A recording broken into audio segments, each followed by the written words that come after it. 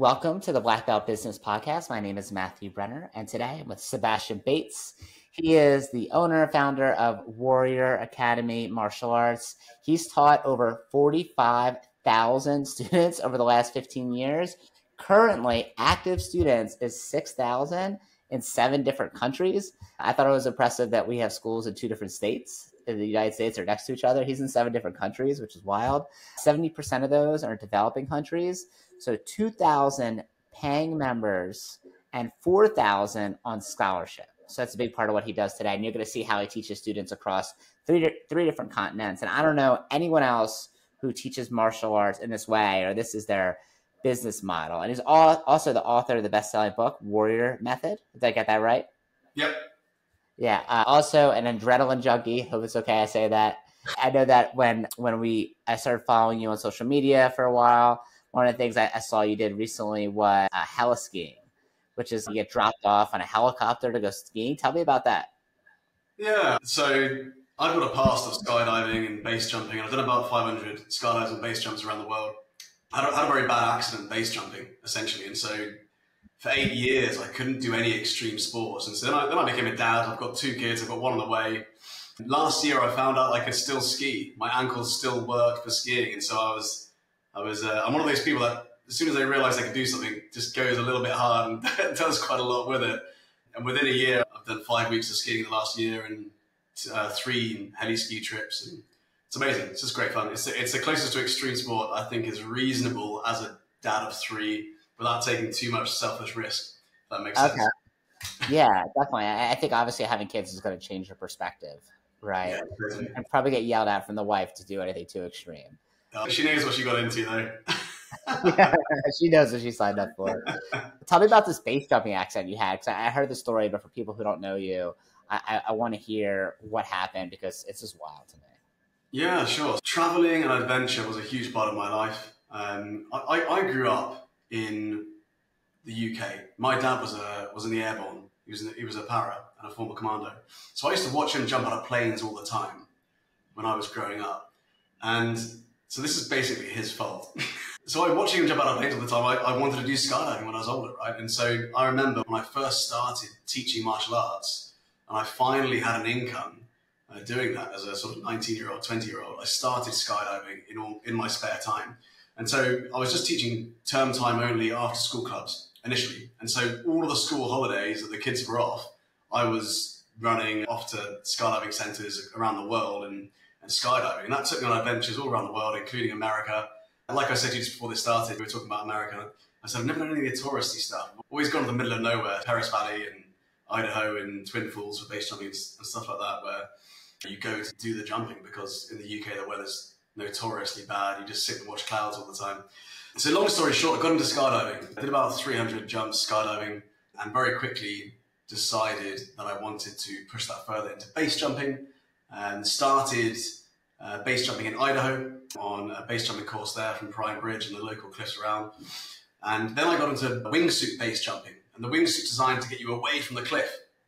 And like any kind of martial artist, you understand that to really complete something and to do something well, you've got to do it with confidence, right? And you've got to kind of get to that point where there's the point of no return. And there are so many parallels between martial arts, extreme sports, and business. And one of those really is, if you're going to do it, go all out. And you can't have any hesitation, right? And so this is one of the real big lessons that wingsuit base taught me.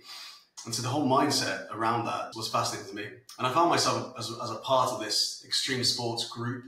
I think there's about 20 of us at the time who were really pushing human flight forward with wingsuit base jumping. And I did about 200 or 300 jumps, eventually ended up in Switzerland. And my 7th jump of the day ended in a complete disaster. Essentially, I jumped off the cliff. That all went well. You dive down, pick up some air, and then you follow the cliff along, go past the waterfall, come back into open space, slow down your descent, pull out the parachute from behind you, the pilot chute, which pulls out the main canopy. Main canopy came out fine, but I realized I was going straight towards some telephone lines. And so I had to make an emergency turn. But when I tried to unzip my wingsuit, because it's basically like a straitjacket, right? The left zipper was jammed. And so I could only use the right arm. So I unzipped the right arm, had to use the right arm to turn the canopy, turned the canopy so aggressively that the canopy basically collapsed and I dropped 50 foot. Miraculously survived, but I basically broke both feet, both legs, both ankles. The left heel bone exploded, the tendons blew off the left foot, and so I was essentially permanently disabled when I was 24. I was taught by the surgeons in Switzerland and the surgeons in the UK as well. And so that was it. That was my life. I literally went from just starting my career as a professional fighter in Thailand with my first Muay Thai fight, coming back, training with some of the UK's top boxers. I was going to pursue more fights within the UK and then back in Thailand again. But had this parallel of extreme sports within my life as well. Had this injury which basically stopped me from doing professional stand-up fighting from 24. And so that's the base jumping accident. What happened next was kind of a miracle. But yeah, that gives you an insight into the accident itself. So why do you think you're attracted to high adrenaline activities like martial arts, and then the next level being like skydiving and then base jumping, right? Like what attracts you to those things? I grew up in a very competitive environment, military home, military family, 4 siblings, always competing with each other. Sports and competing in sports and doing well in sports was very normal for us. Most family meals would end in arm wrestling. It's kind of crazy when I look back at just how competitive we were, but all the siblings have gone on to do quite well in whatever they pursued because of that mindset. And then I think the adventure side, for me, adventure has always been the highest priority. It's like nothing in life is as important as squeezing as much life out of life as possible. And it really felt for me for so many years that I wasn't really experiencing life unless I was really pushing it. And I think that you can look at that how you will. A lot of people have a very different relationship to risk to other people. And so the way they process risk is actually fundamentally different. I did an interview with someone recently who was a psychologist, and he works with young people and entrepreneurs with ADHD. And the stuff he was talking about, I was like, wow, it's like he was describing me. And I never considered maybe I've got ADHD. But when I listened to what he was saying and the way he was describing it, I was like, I've probably got ADHD, because he was describing it. It was like, I'm not sure I just didn't get diagnosed with anything. But when I was listening to him speak, it's like this: you're more likely to do things that are much higher risk, right? Like you can really focus on things that you care about, but you're very dismissive or don't focus on things you don't care about. You can sit down, I can sit down on a computer and design something, or if I'm really into it, right, for 15 hours and I won't get tired, I'll forget to eat if I'm creating a new project or plan or whatever it is, right? But if I'm not interested in the conversation I'm having with someone, I can drift off within 10 seconds. And so it's really interesting when I look at that. There's probably elements of ADHD there, which pulled me into a high adrenaline, risk-taking environment. Now, what's really cool about that is within entrepreneurship, you need to have a healthy tolerance for risk to be able to push entrepreneurship. And what I'm now finding out really is entrepreneurship and philanthropy are basically the same thing. You are out there creatively solving problems in the world with often limited resources and using the network around you to solve the problems that are out there that you see. And so, yeah, to answer your question now, I guess there's lots of variables that might, nature, as they say, right? Nature loads the gun and nurture fires it. Yeah, it might be. You ever see the movie? I think it's called like Free Climb or Free something with Alex Honnold. Yeah. And so they scanned his brain, and he was like slightly on the spectrum where, right, he was like slightly autistic and like that, and he didn't feel fear the same way that other people do. He didn't feel it. And you'd see it in the interactions he had with his girlfriend at the time that were kind of cringy to watch, because he would just say things that were very rude, but like just how he felt in the moment. Yeah. And it wasn't weird to him. Like, it wasn't scary to take these leaps. It was just like, that's where he felt free. That's where it was fun. So I think to be an entrepreneur, you have to be a little bit psycho, because... You know what was really interesting? If you look at some of the top entrepreneurs on the planet, right, you probably wouldn't want to be in their heads, because there's probably a lot of chaos or even previous trauma. They've got to have something they're running towards and a really good reason to run towards it in their minds, and something they're running away from. I think you can say the same thing about anyone who's done really well in life at any one particular thing. I don't just mean they've done really well in life. They've reached the top like 0.001%. To get to that level, you almost need to have such a disgusting work ethic and a different way of looking at the world and life. You've probably been through something in your younger years in your life which has changed the way in which you perceive your life and your place in it. And so, like I said, you talk about him being on the spectrum, that sort of stuff, and there's nature. And you talk about nurture, the environment we grow into, the people around us, the influence from parents, the opportunities we might get. And for me, it's really fascinating to look back because you can kind of join the dots, right? You can join the dots and think about why you do what you do. But what was interesting was there was never a lack of fear. So whenever I did all these things within extreme sports or within martial arts or within business, there was never a lack of fear. I would feel the fear. I think that's something martial arts taught me, right? It's breathing through that fear. Like I would feel that fear when I'm standing on the edge of a cliff to the point where my legs are physically shaking, right? Like my nervous system is forcing my body to completely shake and I've got no control over it. And one of the things one of my mentors taught me was if you can stand on one foot and slow your breathing down while you're just on normal ground, then you can do it on a cliff. There's no difference apart from your mentality. And so I wouldn't jump unless I could slow my breathing down and stand on one foot. And it became a bit of a ritual for me. But it's interesting because we learn in martial arts that it's not the absence of fear, right? And it's doing it even if you're feeling fear. And I think that's something I want to pass on to my kids. It's that element of courage. And I think that courage is so important. And it literally sets you up for a very different life if you understand how courage works and how it influences the decisions you make. Yeah, you're absolutely right. Action despite fear. And I think also action despite boredom, right? I think like one of the things we used to tell our martial arts students all the time is we used to say, hey, there's 2 rules in martial arts training we have here. The first rule is always show respect. So we do yes, sir, no, sir, stuff like that. And the second rule is you have to have fun. And we used to say that all the time. But then over the years, I've kind of changed my mindset on that, where now it feels awkward to say that because you're not always going to have fun, right? I'm sure there's times in skydiving or base jumping, even though that's like the most adrenaline activity you could possibly do, it's not always fun, right? Like if you're really good at jiu-jitsu and you're a competitor and you're just drilling, it's not always fun. Competition can be fun. Like learning a new move can be fun, but sometimes it's boring. You have to be okay with the same boring action without seeing the benefit or the result from that boring action over and over and over and over again. Totally.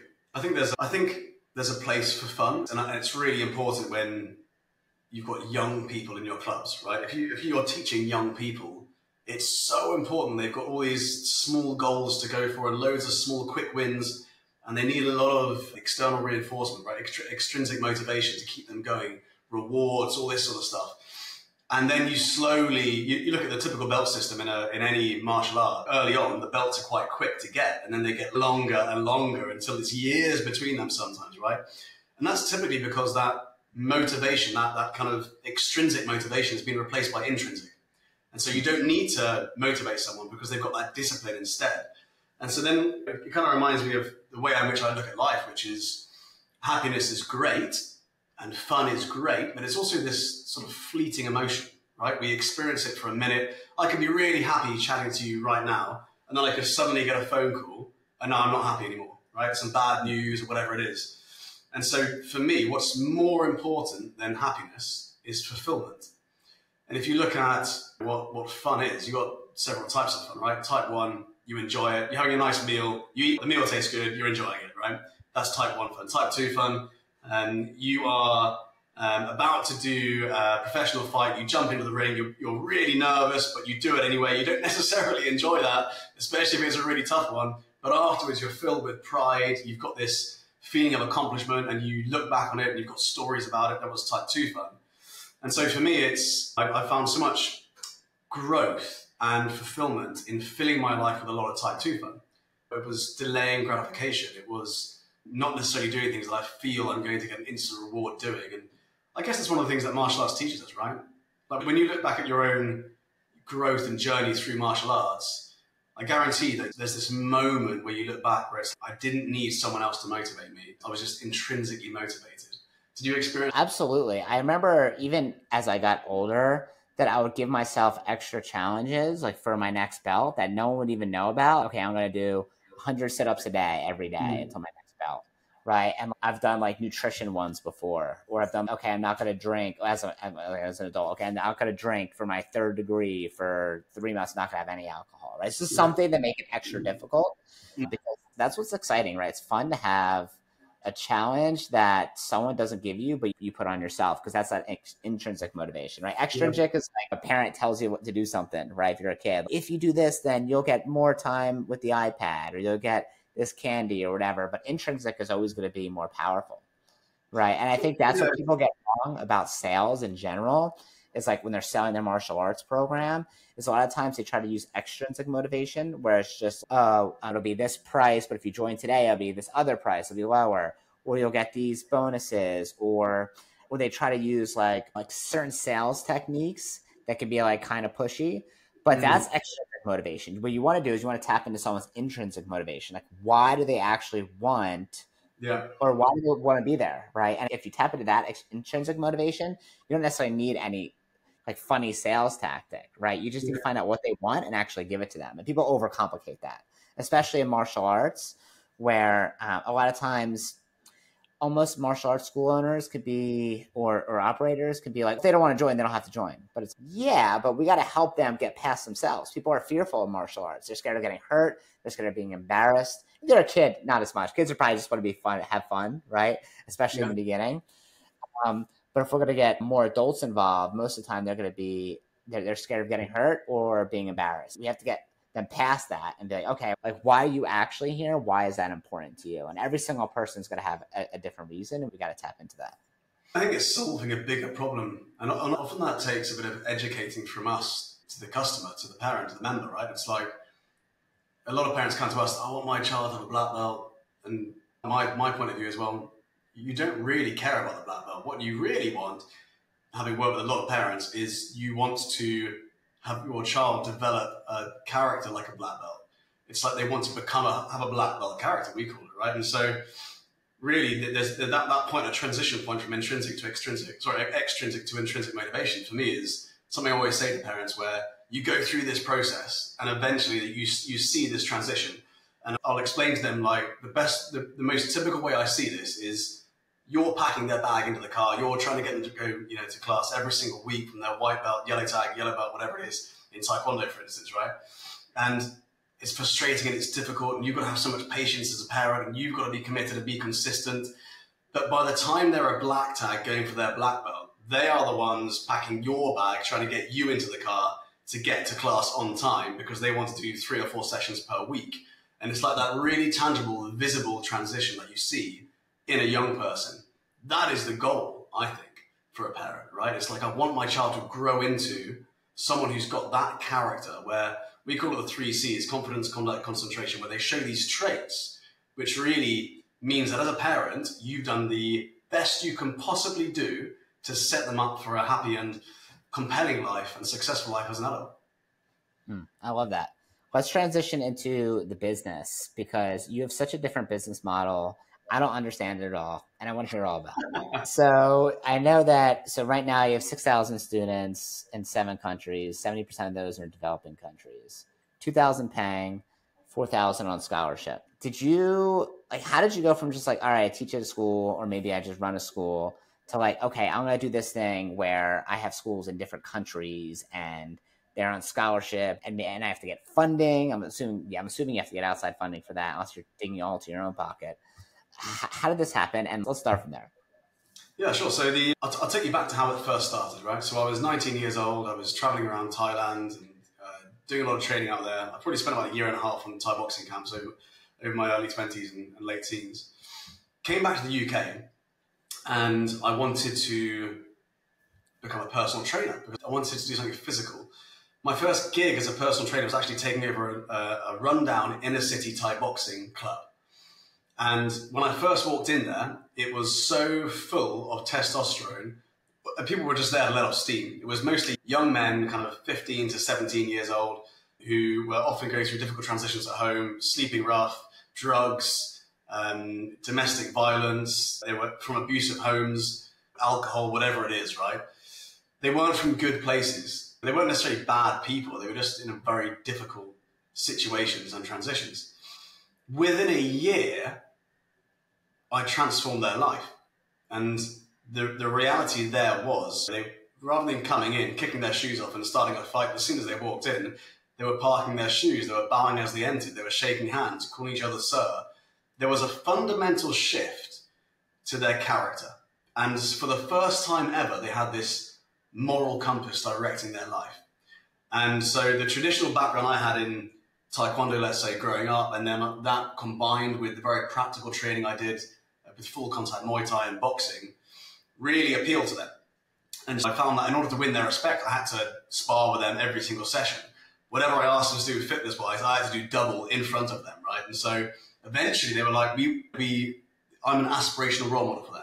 Any martial artist or martial arts instructor looking at this or listening to this right now will relate to that. You've got to be the person in the room who can do more than your students, especially when they're young, and especially if they are coming from a very difficult background. You've got to show them that you're the guy who can help them through that and create that role model image for them. And so when I got to the end of that year, we had 15 national champions in kickboxing. We took them to a kickboxing competition and we won 15 first places. Incredible.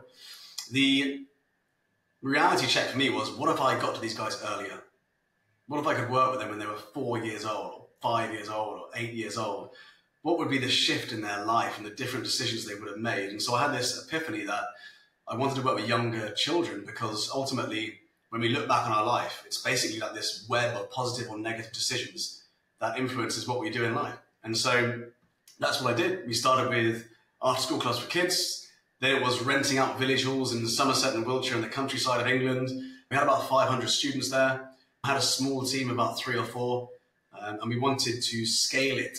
I started to really invest in my business education, learning about entrepreneurship. I came from the countryside, so for the first 5 years of running this business, I'd never met another entrepreneur. I just learned some stuff in books. Both my parents were government jobs. Mum was a physiotherapist at NHS, dad was in the army. So I didn't come from an entrepreneurial background, but I basically started a business at 19. And so following on from that, I wanted us to launch in London because I thought that's the nearest city. I wanted to test it somewhere urban. Had a friend in Dubai, visited Dubai. I thought we could give it a shot over here. I liked the adventure side of it. It looked exciting to me. And so I was married at the time. We just got married.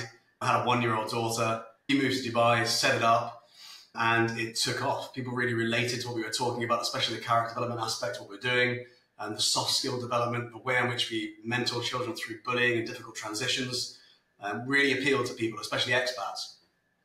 And so we doubled down on that. Sorry, go on. Yeah, I want to go back to the 500 students because that's like very impressive for any martial arts school. How did you, without any business mentor, just obviously maybe martial arts mentors, I'm assuming, because you learned from when you were a kid. How did you get to 500 students? And what does the revenue look like? Because I know every country is different, right? Some schools will have higher revenue, or you can charge certain tuitions in certain areas. What does that look like at 500 students in the countryside? And 500 students in most martial arts academies in the UK, if they've done very well over 3 to 5 years, will probably reach 300 to 500 students if they've got multiple locations and they're doing it full time. You can't charge much for martial arts in the UK. This is one of the things that's very different to the US and to the UAE. So you're looking at $30 to $50 a month is kind of like the typical rate for 1 or 2 classes a week. And martial arts is, no one does it full time in the UK. Like, it's very rare. Most people have a full time job and do martial arts separately. And for me, it was full time from the very beginning. And so I guess, why do you think that is? Like, why is there a cultural difference that people don't do it in the UK like they do in the States or Australia? I don't know why it is. I think there's an economic aspect there as well. I just don't think people invest as much into that. It's like we don't invest as much into gyms as the US do. There aren't as many gyms or opportunities out there for that sort of stuff. Kids clubs, I think there's a lot more opportunity in the US. There certainly is in the UAE. I can't put a finger on it exactly why it's like that, but it just is.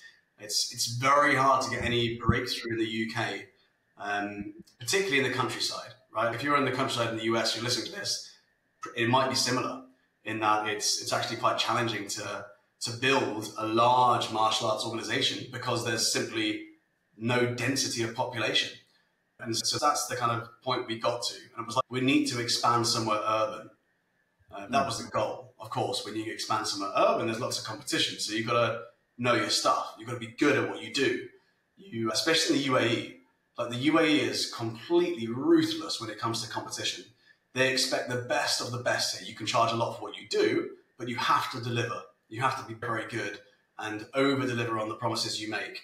And so if you do that, you'll do really well. If you don't, you'll last a year. That's the reality over here. And so we scaled to the UAE. What gave you the confidence to go from the countryside and where was it? Wiltshire? Wiltshire, Somerset. I don't know if I was going to say the word right. Is it Wiltshire? What gave you the confidence to go from there and I'm going to go open in the UAE because your friend lived there and it looked glamorous? Because it wasn't like, it sounds like, okay, they were paying somewhat of a lower tuition. They weren't doing it necessarily full time.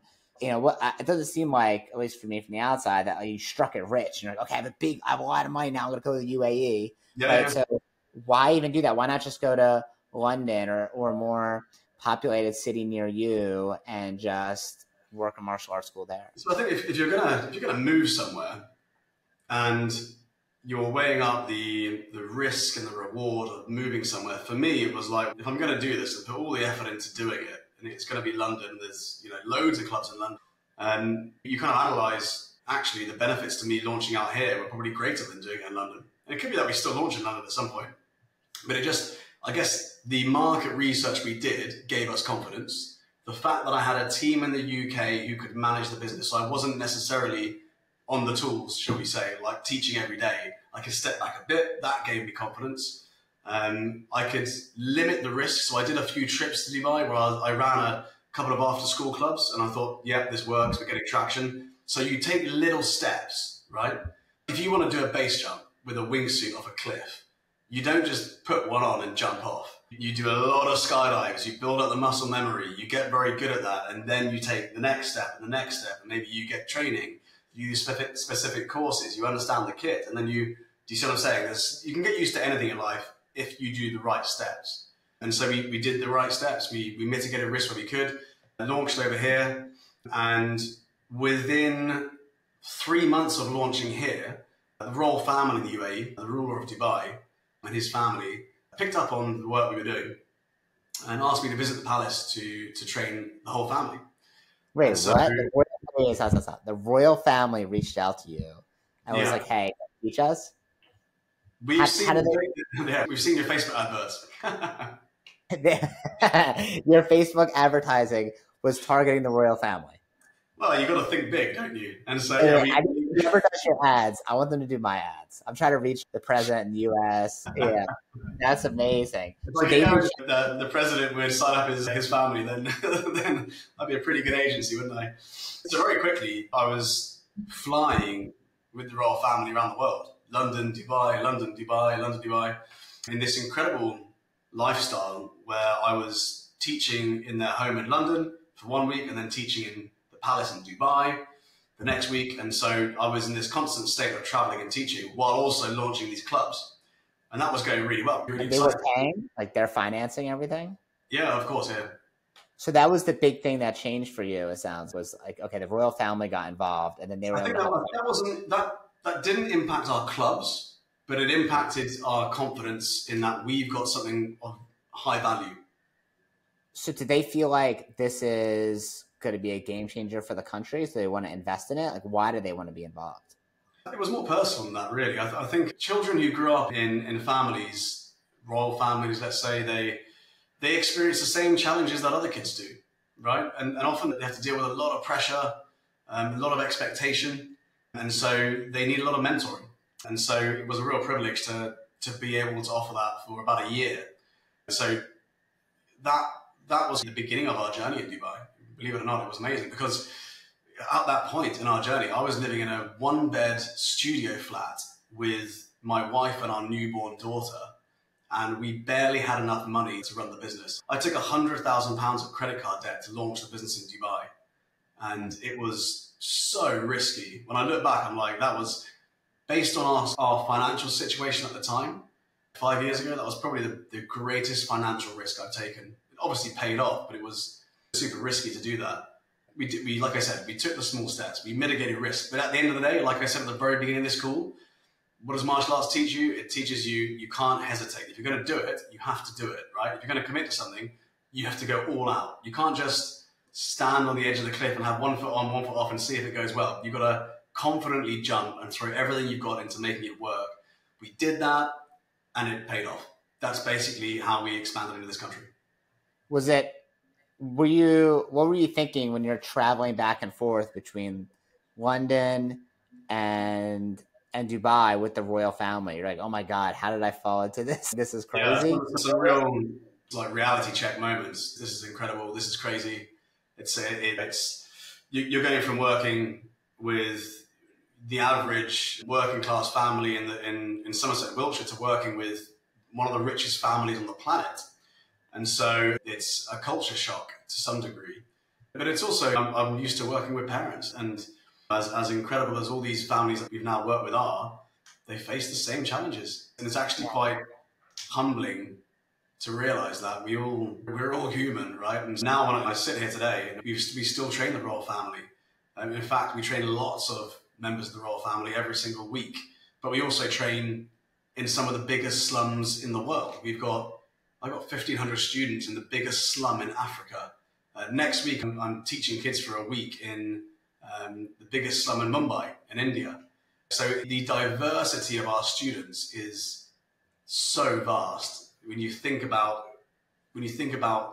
the types of people we train and where we train them, and then you consider that they face similar challenges from a character development point of view. Obviously, the transitions they go through, we're taking kids from homelessness and poverty and abuse often to safety, community, and transitioning to full-time education. But we're also taking kids from growing up in the palace to being able to be in the public eye and to be able to speak confidently in public. And so there's a lot of differences, but there's also a lot of similarities when it comes to subsequent development. So yeah, to carry on that story about how we grew, we then grew the Warrior Academy in Dubai we had several hundred students, about 300 students. And then I was investing a lot in my education within psychology. I did a lot of work with Dr. DeMartini to develop our bullying program. I wrote a book called Not a Victim, which is our 6-step method for basically transitioning kids through bullying very quickly. And it was really useful working with him a lot with that. But I was in Africa with him. I was in Johannesburg, and I got a phone call to say that the COVID thing that we thought was just going to be a problem for China had now reached Dubai, and our clubs had all been shut down. And so my wife, who's also an instructor, she was managing our clubs while also looking after our child at the time. And she was like, they've shut everything down. And so we lost our entire Dubai business overnight during COVID, and we had to pivot online. It's the same old story that you hear from all the martial arts instructors. Everyone has to do training online and so on. So we don't need to talk about that. We've all been there and done it. Most people listen to this are martial arts instructors, right? So everyone gets that. Yeah. Everyone gets that. And the concept of virtual learning probably sends shivers down their spines as they listen to this, right? And I'm sure they've created incredible digital assets, which now they leverage, and it's very useful still today. But it wasn't the same, was it, as doing in-person classes? And we made a really bold decision during COVID.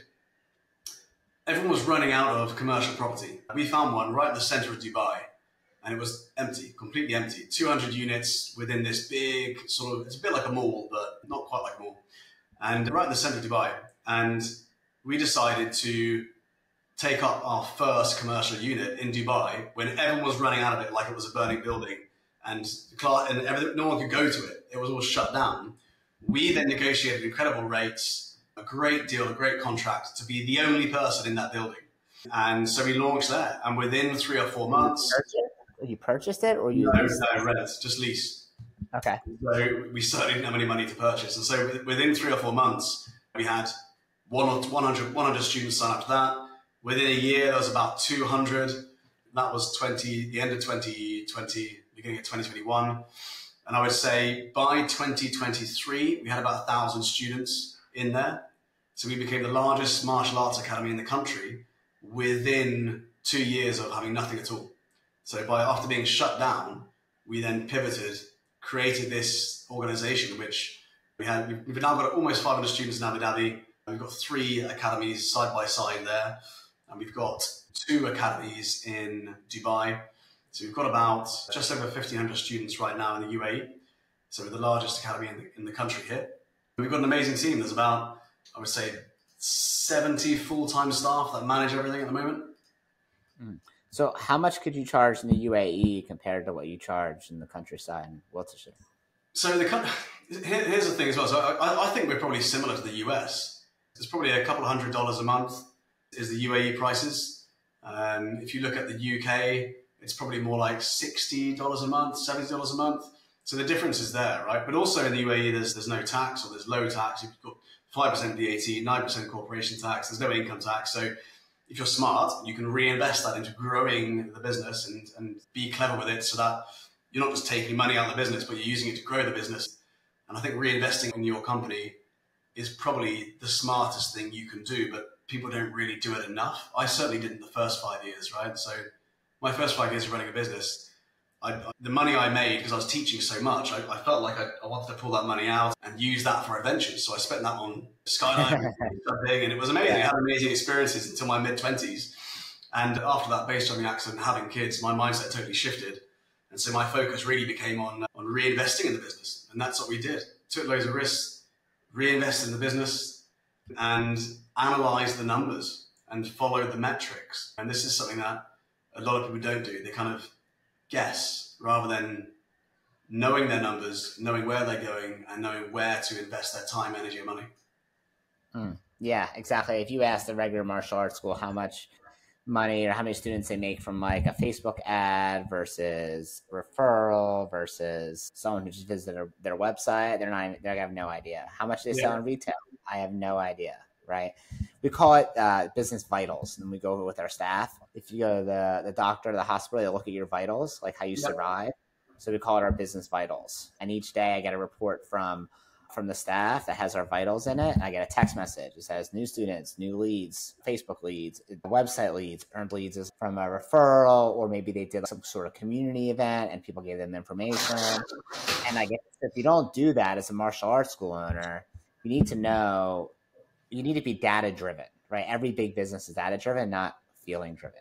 Yeah. So can I ask about like the economics of having 1,000 students or 1,500 students? Yeah. So in terms of our revenue, it's over 3 million, 3 to 4 million. Profit is 7 figures, and then there's about 60 staff for our paying members. And then we've got the charity. The charity is really interesting because several years ago, when I started the Warrior Academy, I found myself wanting to help a lot of students who couldn't afford the membership, right? And if you look at the sorts of students they're kids who have come from disadvantaged backgrounds. Maybe they're going through separation, divorce. Their parents are on military tours for 6 months. A big mixture. We work with welfare officers and this sort of stuff as well, who were referring us to kids. And I basically said to my team, look, you've got free reign to give up to 10% of our students who you onboard free memberships as scholarships. And the impact of that was so profound. So if you look at it, I'll give you one example. We were helping this one family who couldn't afford the membership with free tuition.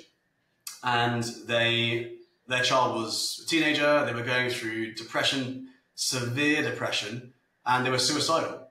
And so as a martial arts instructor, you know how powerful the mentoring that we give really is. And so that mum wrote into us to say we literally saved their child's life from the mentoring we gave. And it's little stories like that really kind of lit a fire in the hearts of our instructors and our team. We then partnered with a children's hospice, so we were giving free tuition to the siblings of children who are terminally ill. So if you imagine you've got 2 kids, one of them has cancer, you're told they've got a few months to live. It's devastating for the whole family, and sometimes it's more than 3 months or whatever it is, right, that they're in this hospice. And so all of your attention and effort and energy and love and care tends to go to that one child who's very sick.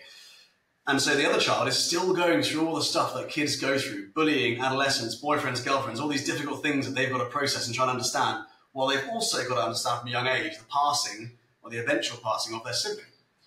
And so we were mentoring them, giving them a community and mentoring through all of that. And so the letters we had and the emails we had were just so heartwarming, and they brought so much fulfillment to our team.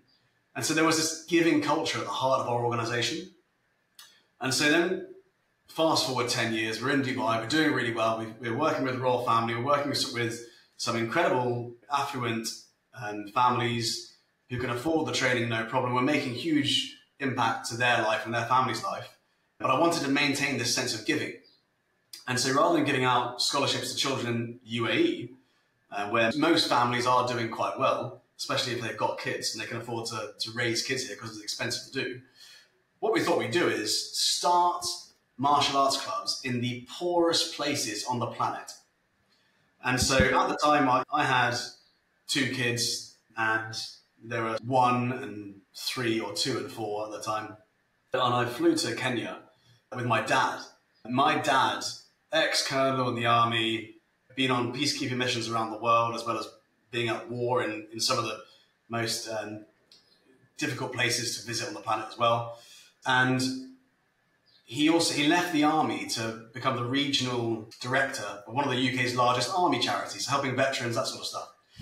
But he really loved working with kids, and he wanted to work with a charity with kids. And so I basically brought him on, employed him as the head of operations for the charity.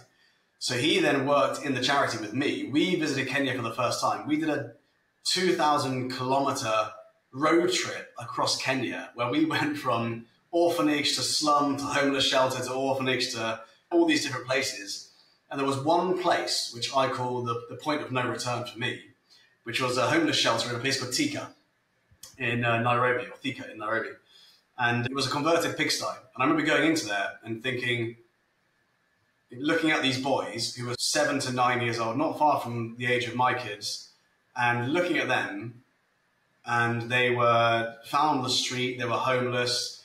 Some of them were malnourished, they were smaller than the other kids.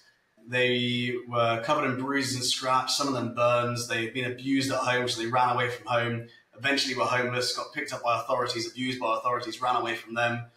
Substance abuse, addicted to substances at the age of 9. They've got 6 months in this homeless shelter to be transitioned into full-time education. And if they don't do that, they're basically within the authorities or on the street again. And so I was in this position where I was like, how can I possibly make an impact here as a martial arts instructor? I'm an imposter syndrome, right? I'm a martial arts instructor from the countryside of England. How can I possibly help this 9-year-old homeless boy who's been found walking along the railways in Nairobi, and he's got 6 months to transition into full-time education? When I gave a uniform to one of those boys, I saw his face completely light up. It was actually one of the first bits of clothing he had owned, at least for many years or months. And he suddenly, when you give a uniform to a child for the first time, in the Warrior Academy, we make all of our students earn the uniform through a behavior test, a 7-day behavior test at home. When you give a child a uniform, it's not just like giving them clothes. They become a martial artist, right? It's like they have such vivid imaginations, they then become this martial artist. And as a martial artist, they want to be a black belt, right? So they want to grow into that role. And what I realized was the greatest gift you can give these children, outside of all the immediate support and money they need to survive and thrive what they're doing, is actually a journey. If I can take these children on a journey where they look at their world and their place in the world differently, and they change the decisions they make, taking you back to the story I told about the Thai boxing club, which influenced this, we can change the positive web of decisions that they make. So they get that chance, they get their one shot of being in education, they stick at it. And that's what we did. Now we've had those 30 boys transition from homelessness into full-time education, and they're on an 8-year journey where we'll eventually provide them with employment as well. And so what started off as just 30 children in that homeless shelter is now 4,000 underprivileged children in orphanages, homeless shelters and slums across India, Nepal, Sri Lanka, Kenya, Uganda, and even we're now in the favelas of Rio. One of the questions you had at the very beginning was, how do we fundraise for this? And probably quite naively, I didn't do any fundraising. I was paying myself. I was spending about $10,000 a month of my own money on building this charity. And it got to the point where I was like, our big goal is to reach 10,000 children. I can't do that with my business alone. Without the business suffering, I can't do that alone. And so what I've now done is I've created a Patreon program where I'm taking about 20 entrepreneurs on a 3-year journey. And the 3-year journey is to help us create the largest martial arts organization for underprivileged children on the planet, to get us from 4,000 children to 10,000. I launched that last month, and within the last 4 weeks, we've raised about $350,000. My goal is to reach at least $700,000 from patrons, which then gives us enough funds to do 3 years of mentoring for these children and to reach that target. So that's what we're up to. And it's really quite amazing for me to see how fulfilling it can be. If you're listening to this and you've got a business, you might be a martial arts instructor, you might not. Maybe you've got a successful martial arts academy, or you just love business and you've learned a lot running your business. One of the things I would say is the skills that you've developed in building what you've built are identical to the skills you need to build a charity. And for me, there are so many things that we can do within our business, small changes where we leverage our current business assets to create more of an impact in our communities or the wider world, right? To solve bigger problems out there in the world. And I guarantee by doing that, not only will you make that impact and change people's lives, but you'll massively improve and scale the fulfillment you feel from running your business. And here's the thing. When you build a business that's successful in any industry, you get to a point where it's like you want to do something which helps more people. And it's less about the finances and more about the actual lives you change. The benefit we've got as martial artists is that we innately have something which benefits people. We've already got something that changes lives, right? You've seen it with your own students, haven't you? And so has everyone listening to this. So the little things you can do, like reaching out to your community to onboard a scholarship students, is so easy to do. It doesn't cost you any money to have 10% of your students as scholarship students, but it makes a huge impact to you, your fulfillment, and also to the experience your instructors will have working with you. And so I guess that's my big message, mate. It's looking at your business differently, looking at entrepreneurship differently. And that's one of the things that I'm trying to do with this Patreon program, is take these 25 entrepreneurs, and we've still got some spaces left, on a journey where they look at entrepreneurship and they look at their place in the world as an entrepreneur differently. And then if someone wants to get involved in that, how would they find you? The best way to do that is to go to thebatesfoundation.com. And so there's a waiting list to join the Patreon program. The other benefit of that is we've got some incredible people on this. So every year, it's a 3-year program. I take everyone on a tour of our scholarship academies in Kenya. We're now the largest martial arts academy in Kenya with over 2,000 students there. We will take you on a tour to Nepal. We've got clubs in the Himalayas near base camp Everest. We'll take you on a tour to India. So you'll see every year you'll go on this kind of 5-day tour with this group of entrepreneurs. And then every year we do a networking event, like a VIP dinner in Dubai or in London. So you'll actually get a chance to meet these other entrepreneurs and who are very well connected and come to the events with us as well. And we've also got Jay Shetty's media team doing a 3-year documentary that we hope to pitch to Netflix in 3 years' time to show the building of this charity and how you can use your business as a force for good. That's very cool. How do you find instructors that are willing to go to Kenya and teach and live there? Right? Like, I feel like we don't ever. What I don't want to do is to send a British person over there and be like the knight in shining armor and look at me, I'm the savior of the day. We never do that. We hire locally. It's really important to me that if I've got a group of kids growing up in the slums of the biggest slum in Africa, Kibera slums, for example, that we hire and find local role models who have gone through what the kids have gone through, who are relatable. And also we have the benefit of then providing employment. So we provide employment to 15 to 20 local martial arts instructors in all of these local areas. We give them a career path as well. So it's hiring locally that we do. One of the big challenges I found is actually the shocking reality that so many orphanages, for example, are corrupt. You'll send your money direct to an orphanage and it will just go missing. And so I think that a lot of people have put off charities because they don't know where their money is actually going. And so for us, transparency is really important. We actually don't, what we do is we look for a local charity. So let's say I want to start a club in the favelas of Rio, which we've just done. We'll find a contact on the ground who can help us. We'll interview 10 orphanages and then we'll go and visit them. We'll fly out there, we'll visit them, we'll have a local contact that we know and trust, visit them. We'll do loads of due diligence and we'll pick the one that we think we want to partner with. We then find the local instructor ourselves and we pay them a rate to teach in that orphanage. So none of these orphanages actually get any money from us. I think that's really key, because if you're donating to a charity, I think it's really important you know where your funds are going. I think a lot of people don't know where it goes. I think there's huge admin costs with a lot of charities, and I think it puts a lot of people off. And so we basically mitigated risk by doing that with a lot of the stuff we do. So train the local, so you just find a local martial arts instructor. Yeah. And do you train them on your character development skills? How long does that take to train them on it? How do you make sure they're teaching the right things? How do you do that? So we've got an incredible virtual learning environment. There's about 700 classes that we've filmed. And so basically everyone in the Warrior Academy teaches the same class every single week.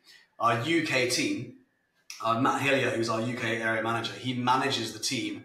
He does Zoom training with them every single week, the instructors. And then they film, we spot check classes with filming. So that we use WhatsApp to basically check their classes every single day. And so we've got this process in place where the orphanages or the homeless shelters or the slum areas or whatever, the rescue centres will film the classes going on, spot checking, send to us, we analyse, and then we help support them with their professional development. For instance, we've just sponsored 30 kids in Kenya, Nepal, Sri Lanka and India to have passports for the first time. We're flying them to Dubai to compete in what we're calling the Warrior World Championships, our in-house world championships, where we're connecting all of our students around the world, which will grow every year. We expect about 500, 700 to come to that. But for the first time, it's all of these guys, the first time they've ever left their villages. But the instructors will also get passports. So they then come over and then we have time with them as well. We can do even more professional development with them and more training with them. But long story short, we've got a remote training program which works really well. And then we go and visit them kind of every 6 to 12 months. Wow. And then now that you have a family of 2 kids plus 1 on the way, are you traveling back and forth between these countries constantly? Like, how do you balance that with your family and your wife who's giving birth soon? Yeah, so I've got an amazing team. I certainly don't do all this on my own. I think one of the things you've got to realize as a business owner is you can't do everything on your own. Entrepreneurship is a bit like life. It's this process of learning to let go. It's a team sport. I might have come up with the idea for the Warrior Academy and I might be driving the purpose and the vision behind it, but I'm certainly not the one doing all the work. There's an incredible team behind me who just works so hard, who are so passionate about everything we do.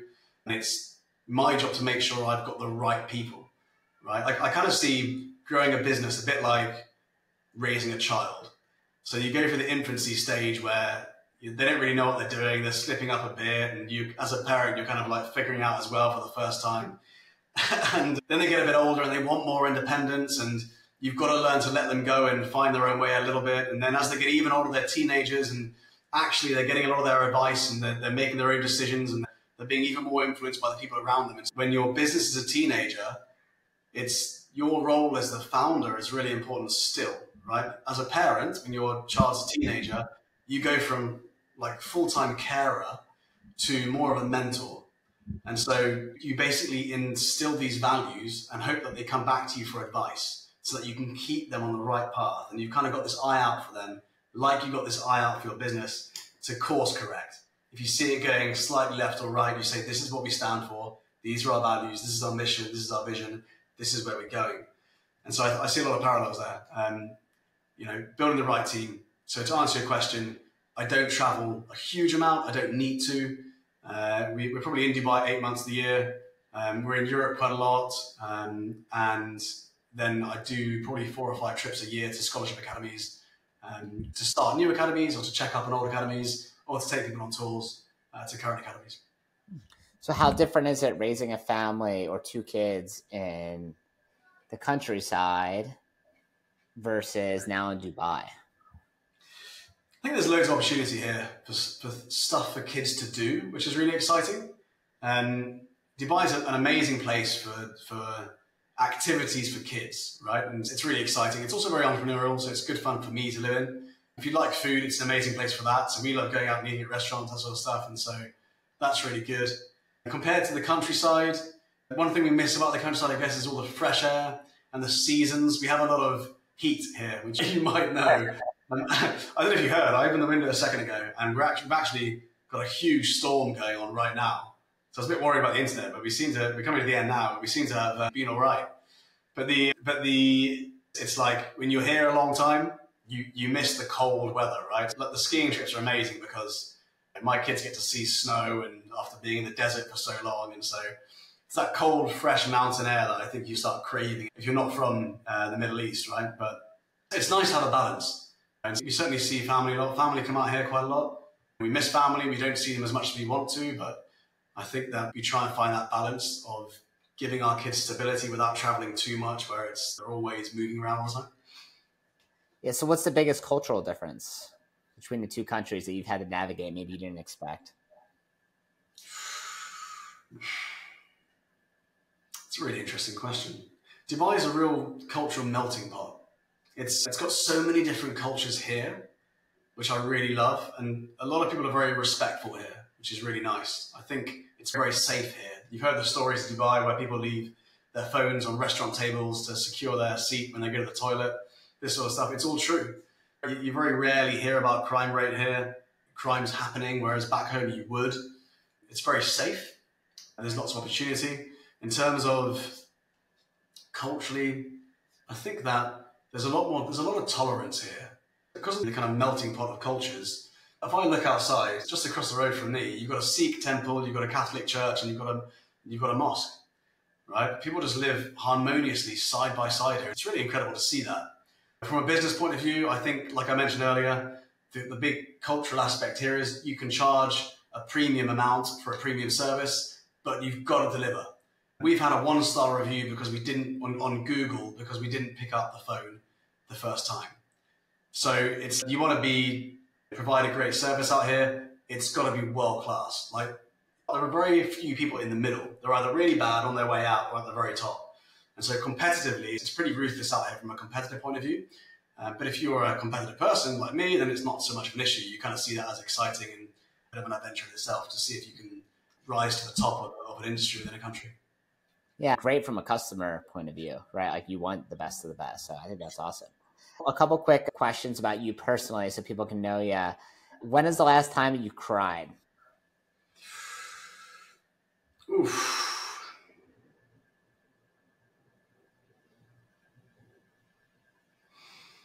I realized I was older than one of my mentors who passed away. When I was 24 and I had this base jumping accident, I spent 2 years in rehab where I was learning to walk. They said I could never walk. While that was happening, I had 15 of my close friends die.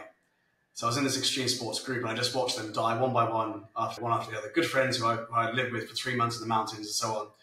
So I think the realization that I had now grown beyond the years of those that I really looked up to. And I basically accessed this part of life which they were supposed to. But I made the most of those years. Yeah, that was a strong realization. That's really sad. I know the same thing I hear about free climbers with Alex Honnold. It's not if you're going to get hurt, it's like when you're going to really get hurt. Yeah. Right? Yeah. Part of the business. Yeah, base jumping, you used to. You kind of have 2 buckets. One bucket's full of luck, the other one's empty and it's an experience bucket. And you've got to try and fill up the experience before the luck runs out. The reality is most base jumpers, if they're lucky, they quit. Most people don't, right? They either the statistics speak for themselves with base jumping, which is why when I had kids, I just stopped doing it. It wasn't. Yeah. It's way too risky for me to do when I had kids. It's a beautiful sport, but with all that beauty, things you'd never see. Human beings never. You can't fly a wingsuit through a waterfall after trekking next to deer in the Swiss Alps with all your mates, and then not expect the world to balance itself out. it's that way in life, right? With all that beauty comes all that pain, and that's just the reality, I think. Yeah, now you have to do boring stuff like jump out of helicopters or go skiing. Yeah, Sounds I have to find a balance, right? all right. That's funny. What I will say though is maybe some dads or mums listening to this will relate. Having kids has been the greatest adventure of my life, and I don't just mean that in a cliche way. Quite literally, they are the most incredible teachers. And when my instructors come up to me and say, "Seb, my wife's pregnant, I'm going to have a child," I'm like, get ready for it, because when the student is ready, the master will appear, right? You learn so much about yourself having kids. It was baffling to me that something so typical and something that so many people do on the planet was so much more of an adventure than some of the unique things I've done around the world, which so few people have ever experienced. But it's true. That's the reality. That's cool. I like that. When the student is ready, the master will appear. I'm going to share that. The next one. What's the biggest thorn in your side in terms of running the organization? Obviously, you have a lot of employees now, different countries, lots of moving plates at the same time. What's the biggest thorn in your side? The biggest risk to my business is me getting bored. Okay. The reality there is if I get bored, I'll probably pour our resources into something new and exciting and shiny rather than just doing the basics that work. And so a lot of that comes down to accountability. I can say the same thing of anything in my life. I'm the sort of person, like I said, who throws themselves into something completely brand new and really goes to town with it with an extreme work ethic. And so having an accountability sometimes to be a bit more patient is probably the biggest thing for me. Again, having kids teaches you patience as well. What's your biggest fear? Living a boring life. Boring life. Okay. Which is interesting, right? I was having a deep conversation with a psychologist about this, and she was like, what would make you worry that your life would be boring? And I was like, what would? Tricky question. I haven't been able to answer yet. But how could your life be boring if your kids are your greatest adventure? Exactly that, right? Okay, last one. I'm going to pick a good one for you. Tell me one thing people don't know about you. One thing people don't know about me. A lot of people don't know that I was terrible at languages in school, like really bad. We were learning French when I was younger. We have to in England, right? And I remember being told I was awful at learning languages. And so I always believed that. And so I've spent the last 2 months spending about 3 hours a day trying to learn Italian. And I'm starting to realize that maybe that teacher was right. 3 hours a day? That's so much. Yeah. 3 hours a day? Yeah, on walks and then on various notes I go through. 2 to 3 hours. I go on that 2-hour walk and I spend a lot of that practicing Italian. That's the last 3 months. And I spent the last 6 weeks in Italy and my Italian got worse. Oh my God. The reality there was they just wanted to speak English to me. But I can get away with the accents, right? I'm not too bad at doing accents and the speaking side, but the reading and writing of different languages just goes straight in my head. So I said to myself, I want to try and become fluent in a different language before my daughter is born in August. So I've got another 5 months or so. It's a pretty tough challenge, but I'll see what I can do. That is a tough challenge. Wow. See if I can prove that French teacher wrong. Madame Lafarge, if you're listening to this, let's see if I can prove you wrong. All right, I want to do one more. What job would you not do even if you made $1 million a month? I would be a lumberjack during the summer and a ski instructor during the winter. No. Opposite of that. What job would you not do? Oh, not do. Okay. I'll give you a different answer there. What job would I not do? What job would I, apart from anything unethical? Yeah, I'm a character development organisation, so anything criminal I probably shouldn't do. What job would I not do? As in, what job would I hate or find boring or? I don't care how much money I make, I can't do it. There's no way I'd do it. Like something to do with something claustrophobic, right? Like deep sea mining. Forget it. I've done some of the scariest things that a human being can do, but there's no way you get me diving down into some deep, tiny hole where I have to try and squeeze through. Just there's so much better things to do in life. I'm not doing that. That is not for me. I'm out. No. You need big open spaces to jump through. Exactly, yeah. Big open spaces, lots of freedom, no mining for me. So probably mining, actually. Yeah. Mining. Okay, cool. Thank you so much for being on here. It's really fun talking to you and hearing the very unique journey in your martial arts career that I don't know anyone else who does anything like it. So very cool to see. I'm excited, hopefully, to see a documentary in 3 to 5 years that will come out. So I hope that goes well. I have a sister who works at Netflix. I don't know if that will help you whatsoever when it comes to Amazing. it. Fantastic. Thank you for that. That'd be great. Yeah, my pleasure. And then if someone wants to reach out to you because they have questions, what's the best way to find you? So you can email my assistant, Sarah. She is ea@sebastianbates.com. I actually gave up emails about a year ago, so I just do WhatsApp now for everything. WhatsApp voice messages kind of stepped away from me. So she helps me with processing any kind of requests or bookings. If you want to book me for a podcast, she can help with that.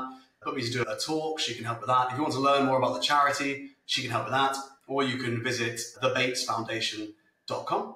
I've also got a website, sebastianbates.com, or Instagram, seb.bates, or Sebastian Bates on LinkedIn. So you've got all those.